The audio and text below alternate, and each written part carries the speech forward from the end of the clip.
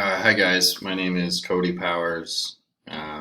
This is my Unit 2 case connections video. I chose to do case 1, which assesses pyruvate kinase regulation, and then I chose to discuss case 4, which chats about a baby who presents with hypoglycemia. So to start case 1, ask, under normal conditions, describe all the ways in which pyruvate kinase is regulated in the cell. So pyruvate kinase is the last irreversible step under normal conditions in glycolysis. PEP is catalyzed by pyruvate kinase into pyruvate, and then pyruvate can enter the TCA cycle. Got my little glycolysis pathway here. Glucose catalyzed by hexokinase or glucokinase, depending on where the cell is located. It then becomes glucose 6-phosphate and is trapped in the cell. Then fructose 6-phosphate. Then we have PFK, which changes fructose 6-phosphate to fructose 1,6-bisphosphate. And then there's PFK1, and then there's also PFK2, which will it's considered a shunt in the pathway, and that will actually PFK2 will make fructose 2,6-bisphosphate, which will actually speed up this entire cycle. Fructose 1,6-bisphosphate catalyzed by aldolase to make glyceraldehyde 3-phosphate. A couple other steps, and then that last irreversible step is phospholynyl pyruvate to pyruvate. So pyruvate kinase is controlled. Insulin is a hormone that is the main hormone during the fed state in the body. So the fed state is after you eat, lots of glucose in the blood. We want the cells to take it up and use the glucose. So we want glycolysis to be occurring. So pyruvate kinase, basically, if you just have more PK in your blood, there's just more enzyme available to participate in the reaction. Insulin, over time, days, hours, days, insulin is responsible for the induction or increased production of PK.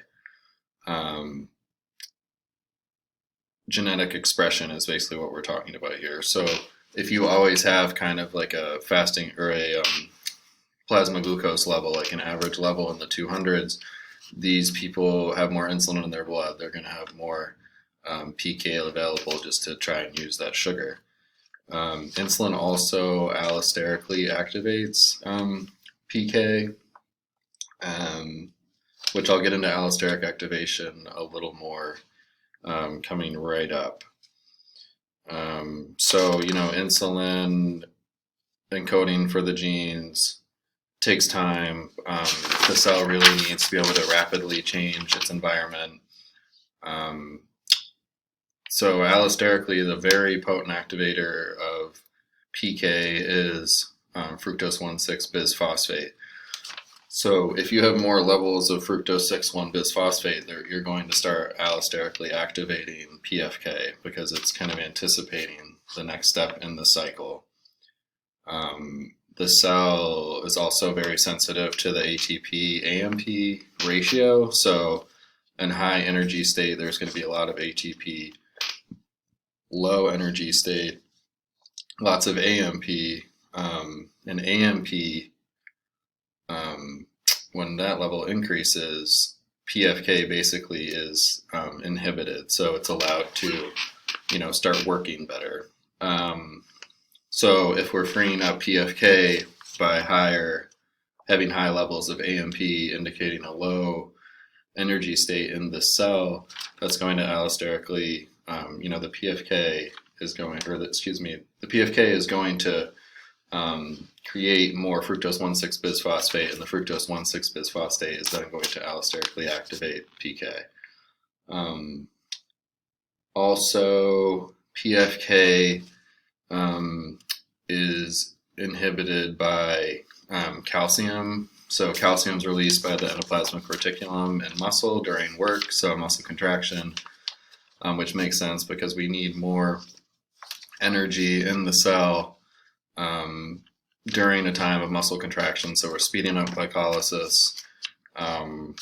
So calcium, which is released during muscle contraction, is going to activate PFK as well, or inhibit PFK.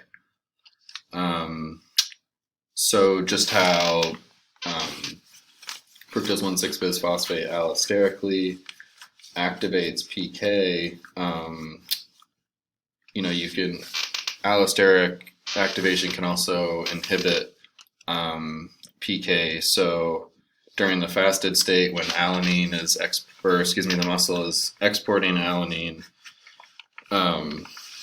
in the fasting state, we don't want to be taking sugar out of the blood. So alanine actually reduces PK's ability to catalyze phosphoenolpyruvate to pyruvate.